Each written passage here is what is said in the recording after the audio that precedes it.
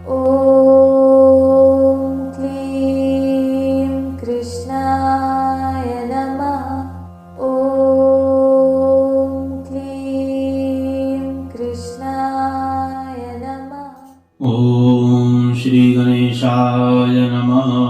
श्री गुरुभ्यो नमः। श्री सरस्वत्यै नमः।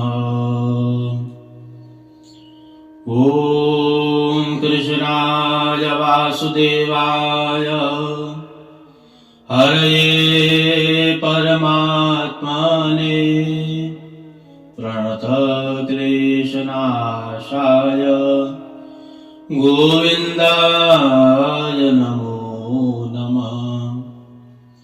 सदाशिवसमारम्भां शङ्कराचार्यमध्यमाम् अस्मदाचार्यपर्यन्तां वन्दे गुरुपरम्पराम्। नारायण नारायण नारायण। जया नाम की एकादशी व्रत कथा। भगवान श्री कृष्ण बोले, राजेंद्र बतलाता हूं सुनो। माघ मास के शुक्ल पक्ष में जो एकादशी होती है उसका नाम जया एकादशी है। वह सब पापों को हरने वाली उत्तम तिथि है।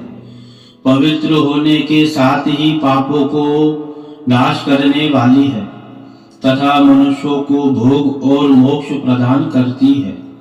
इतना ही नहीं, वह ब्रह्म हत्या जैसा महापाप तथा पिशाचत्व का भी विनाश करने वाली है।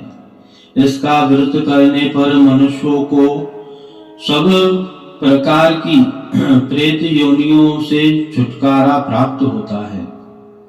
राजन, प्रयत्न पूर्वक जया नाम की एकादशी का व्रत करना चाहिए। एक समय की बात है, स्वर्ग लोक में देवराज इंद्र राज्य कर रहे थे।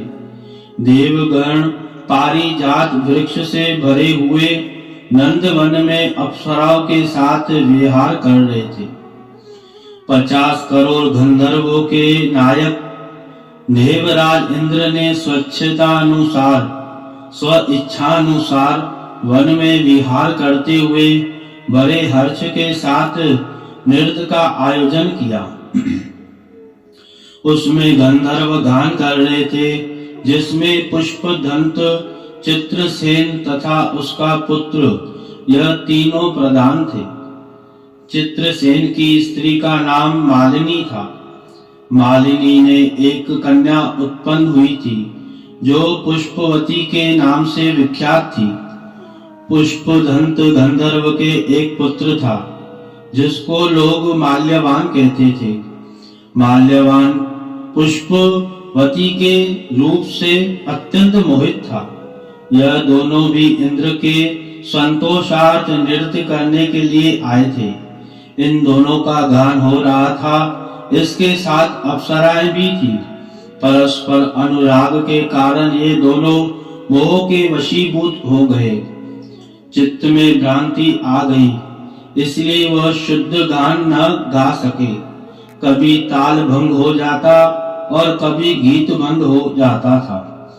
इंद्र ने इस प्रमाद पर विचार किया और इसमें अपना अपमान समझकर वो कुपित हो गया। अतः इन दोनों शाप देते हुए कहा, ऐ मूर्खो, तुम दोनों को धिक्कार है। तुम लोग पतित और मेरी आज्ञा भंग करने वाले हो। अतः पति पत्नी के रूप में रहते हुए पिशाच हो जाओ। इंद्र के इस प्रकार शाप देने पर इन दोनों के मन में बड़ा दुख हुआ। वह हिमालय पर्वत पर चले गए और पिशाच योनि को पाकर भयंकर दुख भोगने लगे। शारीरिक पातक से उत्पन्न ताप से पीड़ित होकर दोनों ही पर्वत की कंदराओं में विचरते रहते थे। एक दिन पिशाच ने अपनी पत्नी पिशाची से कहा, हमने कौन सा पाप किया है जिसके यह पिशाच योनि प्राप्त हुई है। नरक का कष्ट अत्यंत भयंकर है तथा पिशाच योनि भी बहुत दुख देने वाली है। अतः पूर्ण प्रयत्न करके आपसे बचना चाहिए। इस प्रकार चिंता मग्न होकर वो दोनों दुख के कारण सूखते जा रहे थे। देव योग से उन्हें माघ मास के एकादशी तिथि प्राप्त हो गई। जया नाम से विख्यात तिथि जो सब तिथियों में उत्तम है आई। उस दिन उन दोनों ने सब प्रकार के आहार त्याग दिया, जलपान तक नहीं किया, किसी जीव की हिंसा नहीं की, यहाँ तक के फल भी नहीं खाया। निरंतर दुख से युक्त होकर वह एक पिप्पल के समीप बैठे रहे।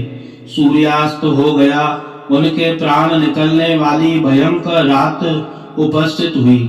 उन्हें नींद नहीं आई, वह रति या और कोई सुख भी नहीं पा सके। सूर्योदय हुआ, द्वादशी का दिन आया। उन पिशाचों के द्वारा जया नामक एकादशी का उत्तम व्रत पालन हो गया। उन्होंने रात में जागरण भी किया था। उस व्रत के प्रभाव से तथा भगवान विष्णु की शक्ति से उन दोनों की पिशाचता दूर हो गई।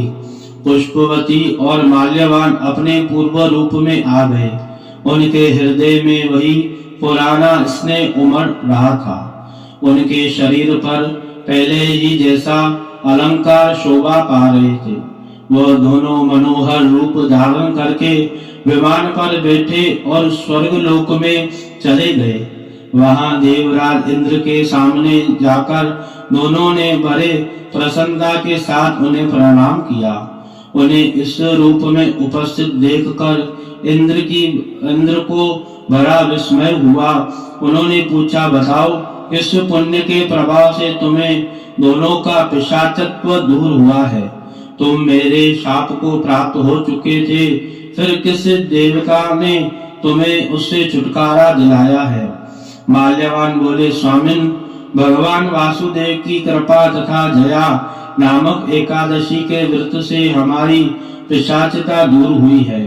इंद्र ने कहा, तो अब तुम दोनों मेरे कहने से सुधा पान करो। जो लोग एकादशी के व्रत में तत्पर और भगवान श्री कृष्ण के शरणागत होते हैं वह हमारे भी पूजनीय हैं। भगवान श्री कृष्ण कहते हैं कि राजन, इस प्रकार एकादशी का व्रत करना चाहिए। नृपश्रेष्ठ, जया ब्रह्म हत्या का भी पाप दूर करने वाली है। जिसने जया नामक एकादशी का व्रत किया है उसने सब प्रकार के दान दे दिए और संपूर्ण यज्ञ का अनुष्ठान कर लिया। इस महात्म के पढ़ना और सुनने से अग्निहोष्टम यज्ञ का फल मिलता है। एतत् कथायां भगवान नारायण परमस्तु कृष्ण कन्हैया